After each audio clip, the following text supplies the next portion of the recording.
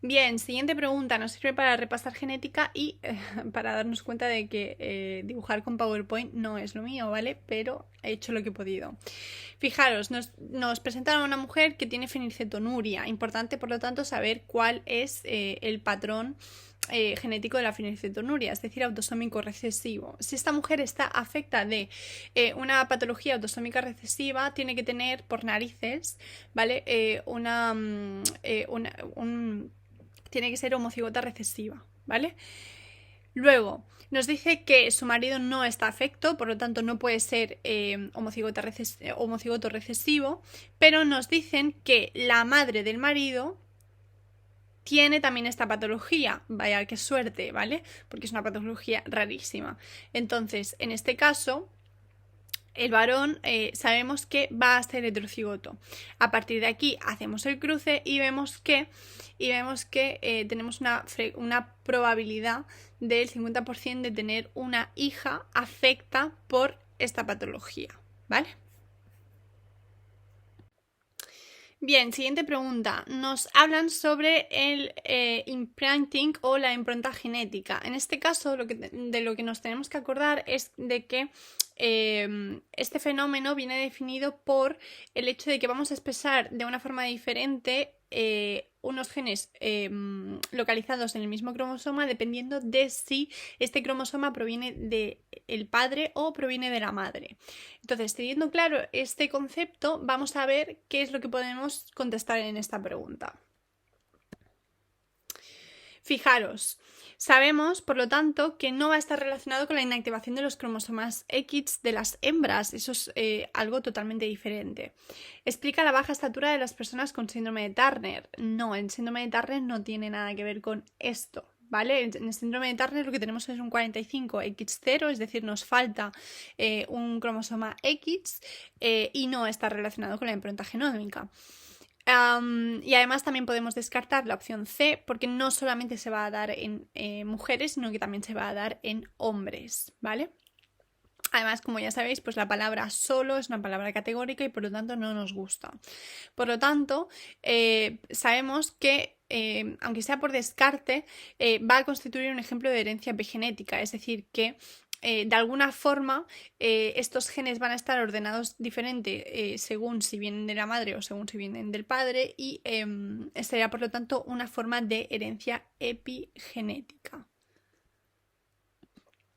Entonces, ¿por qué os insisto tanto en el hecho de aprender a descartar? Pues porque fijaros que muchas veces no vais a encontrar la definición tal cual ni en el libro ni en ningún sitio, ¿vale? Sino que tenéis que aprender, o sea, van a haber algunas preguntas que efectivamente las vais a contestar directamente por lo que sabéis, pero van a haber otras que las tendréis que intuir o pues las podréis acertar descartando algunos conceptos que sí que sabéis, ¿vale? Pero, como digo, pues van a haber muchas cosas que no estén tal cual en el libro, que no las encontraréis tampoco tal cual en el internet, habrá muchas otras pues que no sabremos realmente cuál es la respuesta hasta que no lo corrijan, pero es importante aprender a descartar, porque probablemente en vuestro examen os encontréis con esta situación en la que por mucho que os hayáis estudiado el tema, no os suene o no sepáis exactamente de lo que os están hablando. Bien, siguiente pregunta. Tenemos que calcular la heredabilidad con los datos obtenidos en un estudio realizado en una población de ganado porcino respecto al peso de sus crías al nacer y cuál sería su valor para este rasgo. Es decir, calculamos la heredabilidad. Fijaros que nos están dando en cuanto a la varianza genética, ¿vale? Que es lo que nos interesa, nos están dando solamente la varianza genética aditiva. Entonces sabremos que estamos hablando sobre una heredabilidad en sentido estricto, ¿vale?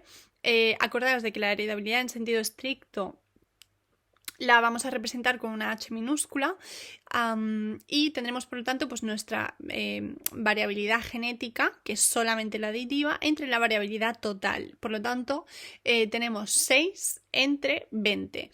¿Y qué es lo que hacemos con el 14? Nada, no hacemos nada con el 14 porque ya está incluido en ese 20, ¿vale? Está ahí como un dato extra para intentar liaros con el cálculo. Por lo tanto, pues efectivamente hacéis 6 entre 20 que os da 0,3. Heredabilidad en sentido estricto. Siguiente pregunta, también una pregunta súper repetida. Es raro el examen donde no salga el concepto de la heredabilidad, ¿vale? Nos tenemos que saber directamente su definición, ¿vale? Entonces, nos tenemos que saber su definición directa, ¿vale? Es la proporción de la variabilidad de un determinado rasgo que se puede atribuir a diferencias genéticas. Acordaos también de que sus valores pueden ir del 0 al 1. Y os dejaré también linkeado el vídeo donde explico todas las características de la heredabilidad y todo lo que os tenéis que saber para el examen, que no es mucho, pero que, como ya veis, es clave porque lo preguntan de forma directa. Bien, fijaros, siguiente pregunta. Pregunta también súper repetida en cuanto al sistema nervioso central. Vamos a ir descartando opciones, ¿vale? Para ver cómo se responde. Lo que más me interesa aquí es que tengáis en cuenta esta opción, porque puede ser que la falléis si no está en un contexto de una pregunta tan fácil como esta, ¿vale? La opción B. Las neuronas son más abundantes que las células gliales en todas sus estructuras. Falso. De hecho, las células más abundantes dentro del sistema nervioso central no son de hecho, las neuronas, sino que son las células gliales, son las células de soporte. Entonces esto puede ser un poco contraintuitivo, así que es lo que más me interesa que repaséis de aquí.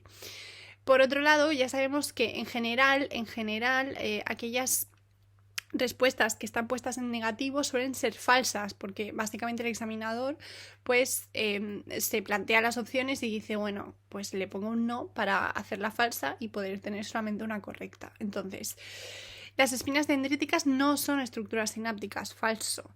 El citoesqueleto no participa en el transporte de sustancias de un lugar a otro de la neurona, falso, sí que participa, ¿vale?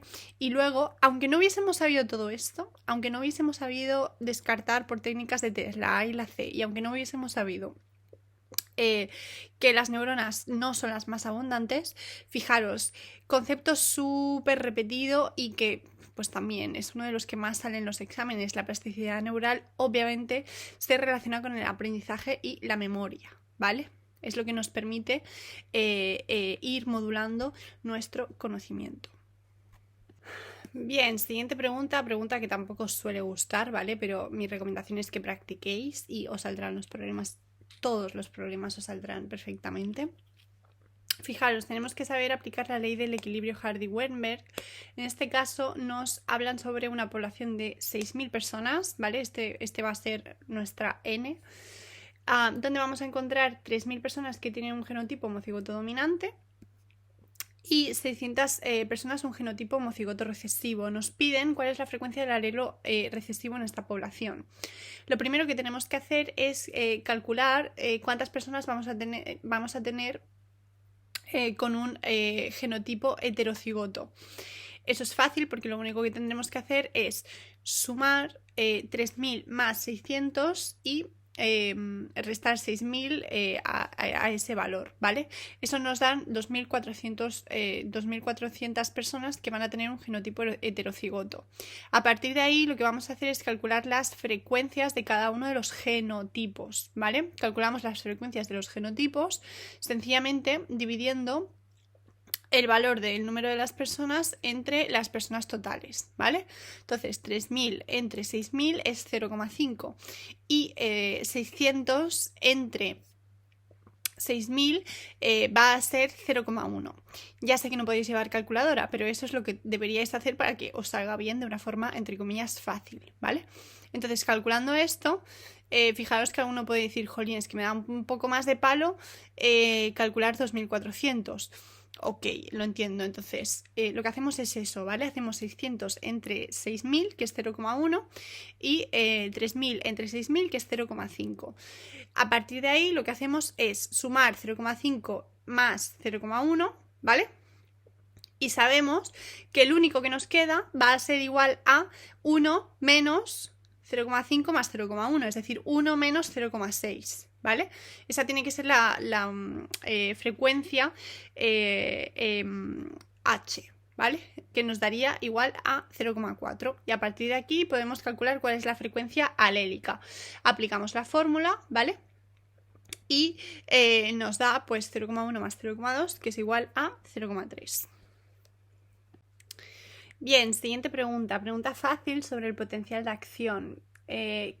Nos dicen que qué es lo que ocurre cuando tenemos una hiperpolarización. Pues fijaros, cuando tenemos una hiperpolarización, básicamente lo que ocurre es que nuestro potencial de membrana es aún más negativo de lo normal y, como decía anteriormente, pues es aún más complicado poder estimular la neurona en ese punto.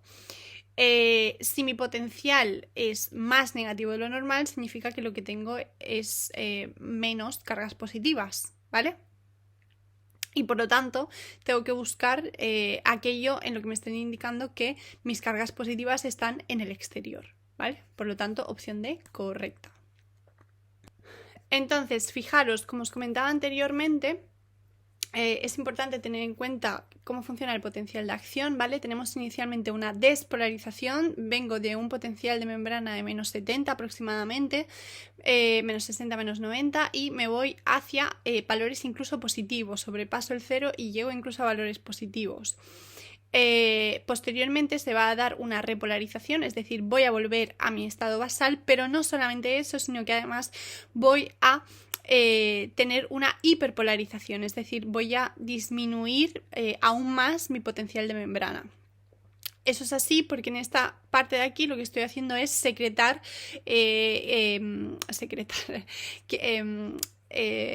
pasar, digamos, los iones potasio hacia el exterior de la membrana celular y por lo tanto me estoy quedando sin cargas positivas y por lo tanto me estoy quedando con más cargas negativas, ¿vale? Para que nos entendamos.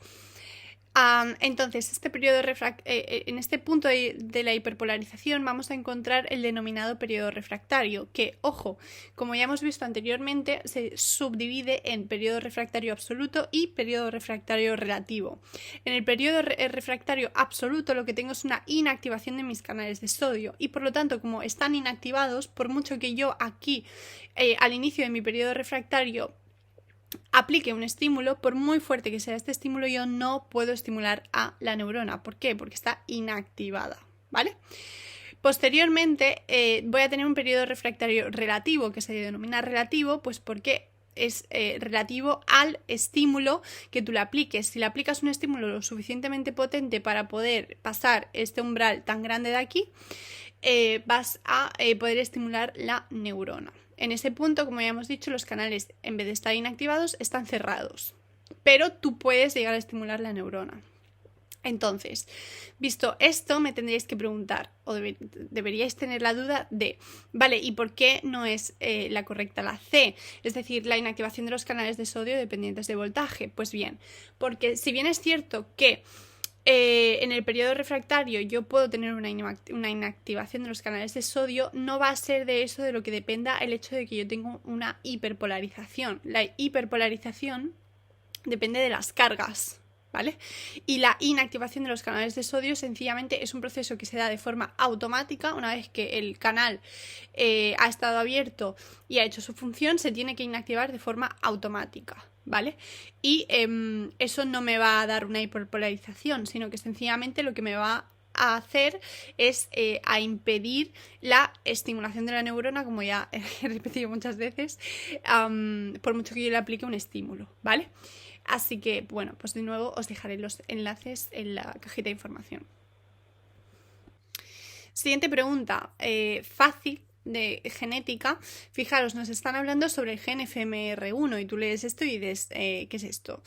Pero bueno, luego te dicen que está implicado en el síndrome del X frágil. Así que con esto ya lo tienes todo, porque tú tienes que saber que el síndrome del X frágil es la causa más frecuente de retraso mental en el varón. Por lo tanto, va a estar obviamente implicado en el aprendizaje.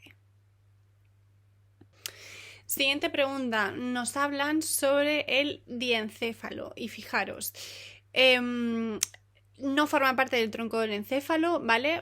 Acordaos de que en el tronco del encéfalo vamos a encontrar el mesencéfalo, la protuberancia y el bulbo, no el diencéfalo, por eso pues recibe otro nombre. En la opción A nos insisten con el mesencéfalo, que forma parte del tronco del encéfalo, por lo tanto nada.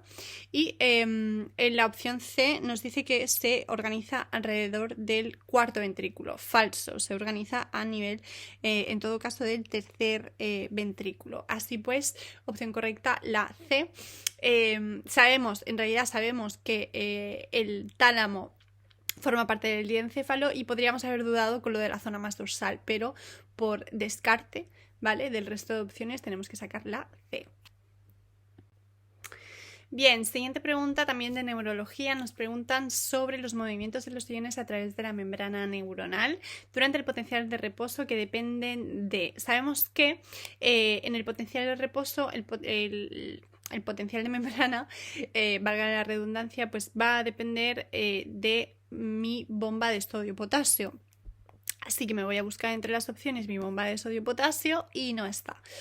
Así que es una pregunta que vamos a tener que sacar por descarte, ¿vale? Sabiendo algunas cositas, como, por ejemplo, importante descartar la opción B, ¿vale? Los aniones proteicos van a hacer que, en general, en mi célula, en el interior celular, sea del tipo que sea, tenga un valor negativo, ¿vale? Porque, ¿qué es lo que ocurre? Que dentro de las células tengo proteínas y estas proteínas tienen una carga negativa, pero además característicamente como son muy grandes no salen al exterior, ¿vale? Así que no van a permitir movimientos de iones a través de la membrana, ¿vale? Luego, como me están hablando del potencial de reposo, tengo que descartar la apertura de los canales de sodio porque eso me va a dar una despolarización. Y la apertura de los canales de calcio dependientes de voltaje, es que además os están especificando dependientes de voltaje. Dependientes de voltaje significa que ya te estás despolarizando. Sí o sí ya no estás en el potencial de reposo, ¿vale?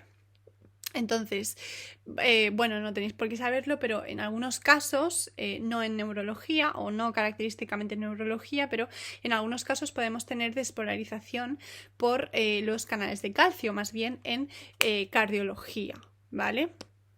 Así que descartamos opción B, opción C y opción D y nos quedamos con la opción A, que es la permeabilidad de la membrana neuronal, ¿vale? Que al fin y al cabo, pues lo que te viene a decir es que según lo permeable que sea esta membrana a los diferentes iones, pues voy a tener un potencial de reposo u otro, ¿vale? Lo cual en sí es lógico, pero entiendo que no lo podamos sacar a priori, así que por descarte.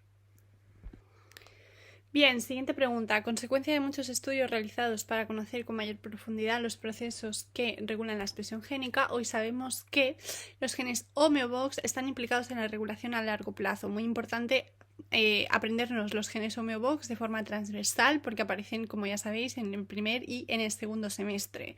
De todas maneras, si yo no me sé esta opción, puedo fácilmente descartar el resto, porque fijaros que nos están hablando sobre el desarrollo del organismo, es decir, pues por ejemplo, sobre la etapa embriogénica del organismo. ¿Creéis que eso tiene una regulación a corto o a largo plazo?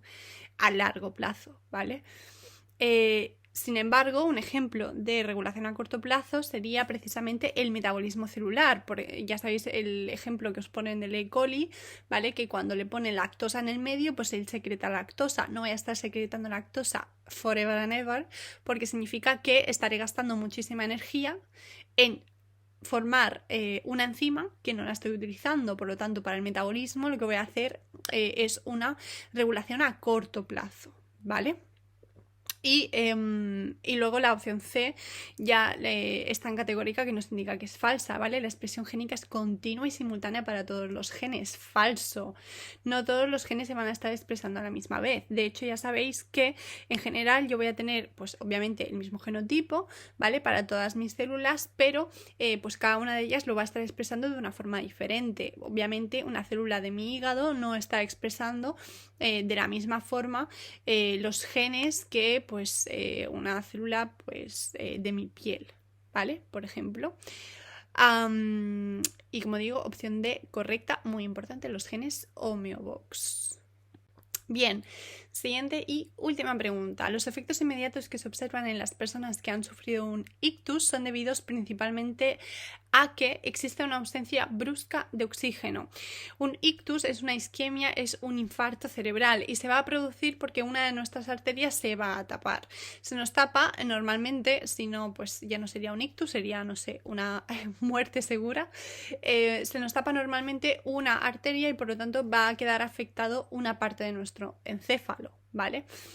Normalmente, ya te digo, no todo el encéfalo de golpe. Entonces, sí que es cierto que tenéis que tener en cuenta que el cerebro de por sí lo único que puede utilizar es glucosa, ¿vale? Lo único que utiliza, o lo que utiliza preferentemente, digámoslo así, para su correcto funcionamiento es la glucosa. Entonces, podrías llegar a pensar que si no le llega suficiente glucosa puedes llegar a tener pérdida de función cerebral. Sí, pero esa no es la definición de ictus. Ictus es una isquemia, ¿vale? Que se produce de forma brusca porque se me tapa la arteria. ¿Y por qué se me tapa esa arteria? Pues básicamente porque yo puedo tener émbolos, ¿vale? Que son como mini tapones que van circulando por mi sangre, por mis arterias, por mis venas, y que en algún momento pueden llegar al cerebro, y como en el cerebro tenemos pues unas arterias que son más pequeñitas, puede llegar a tapar directamente esa arteria, ¿vale? Produciendo un ictus.